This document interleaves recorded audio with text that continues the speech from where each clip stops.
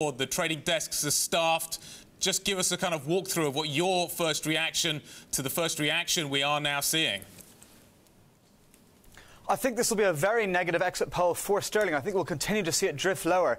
I think it's important to remember that exit polls in the UK have historically been very good since the 1992 fiasco. So in the last 25 years, they haven't missed by more than 15 seats, and that was in fact in 2015. So this is really pointing to a very tight race. And even if the Conservatives do get a majority, it's implying a very narrow majority. So it's implying a bit of a disaster for Theresa May. So unless the exit polls have really made a massive mistake for the first time in a quarter of a century, this is a bad result for sterling, and I think we'll see it continue to drift lower. From now on, we're now going to be watching the first results, which are going to be the Sunderland boroughs, where we're expecting Conservatives to poll around 35%, but that might now be skewed lower based on that exit poll.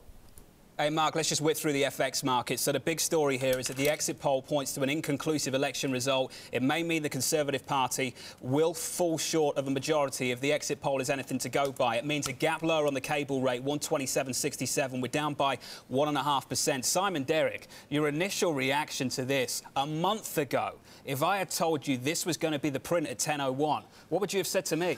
I'd have said that you were joking. It's as simple as that. If you consider where we were in terms of the polling 6 weeks ago, when we were talking about a 20 percentage point gap, and we're now talking about a reduced number in Parliament. I think I'm right on that exit poll at the moment, at least. They're not talking about actually having sufficient to be able to be a majority government.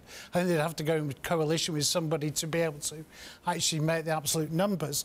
Correct me if I'm wrong, but I think that's right with that. So the question is this going to be a minority government? Is it going to be a coalition with somebody else?